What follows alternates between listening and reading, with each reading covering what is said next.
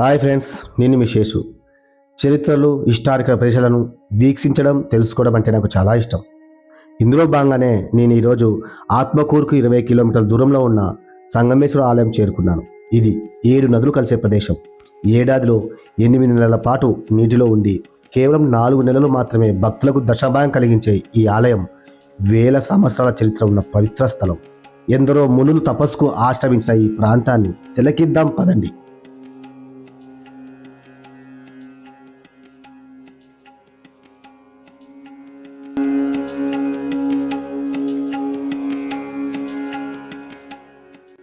సంగమేశ్వర ఆలయం కర్నూలు జిల్లాలోని ఈ సంగమేశ్వర ఆలయానికి ప్రసిద్ధి చెందింది. మహత్తమైన ఈ పుణ్యక్షేత్రం కేవలం 4 నెలలు మాత్రమే భక్తులకు దర్శనమిస్తుంది.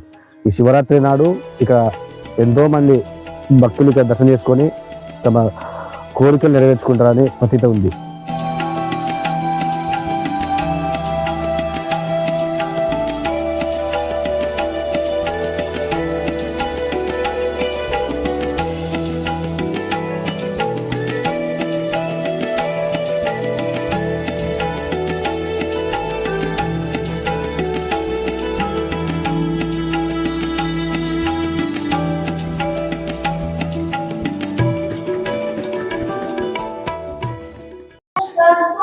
నీటిలో ఉండి 4 నెలలు మాత్రమే భక్తులకు దర్శనమిచ్చే ఒక పురాతనమైన ఒక ఆలయం సంగమేశ్వర ఆలయం.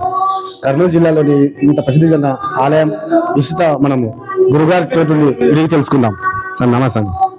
సంగమేశ్వర ఆలయం సప్తనదుల సంగమం, కృష్ణావేణి, తుంగాభద్ర, మలాపహారిణి, భీమరతి, భవనాశిని అని సప్తనదుల సంగమంలో ధర్మరాజుల వారిచే ప్రతిష్ఠింపబడిన వేపముద్దు లింగము.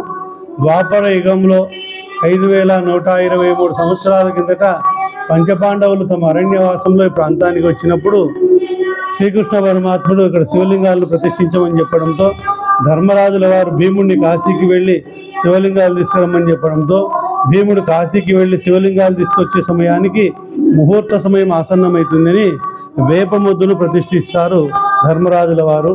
ఇప్పుడు మనం దర్శించుకున్న నింబదారు వేపలింగం ఈ సంగమేశ్వర స్వామి.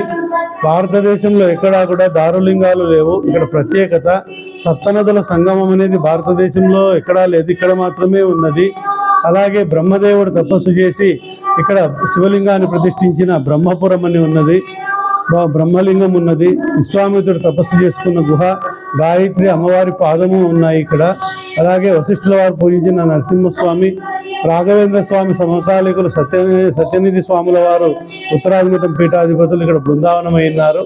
అలాగే భరద్వాజ మహర్షి, అత్రి మహర్షి, అలాగే అగస్త్య మహర్షి తపస్సు చేసుకున్న ప్రదేశము. సిద్ధేశ్వరం, మల్లేశ్వరం, కపిలేశ్వరం, సోమేశ్వరం, సంగమేశ్వరం అని 5 క్షేత్రాలు. ఈ ఆలయం 1981లో శ్రీశైలం జల విద్యుత్ ప్రాజెక్టులో నీటి ముంపుకు గురైంది.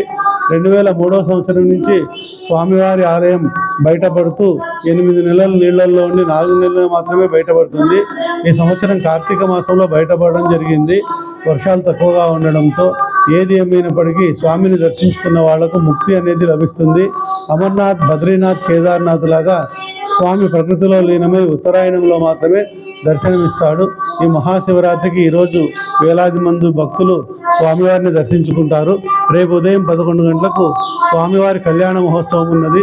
అందరూ స్వామివారి కళ్యాణాన్ని తిలకించి స్వామివారి ఆశీర్వాదం పొందాలని తెలియజేస్తూ తెలకపల్లి రఘురామ శర్మ, సప్తనది సంగమేశ్వర క్షేత్ర పురోహితులు, సంగమేశ్వర ఆలయ ప్రధాన అర్చకులు, దేవాదాయ శాఖ, నంద్యాల జిల్లా.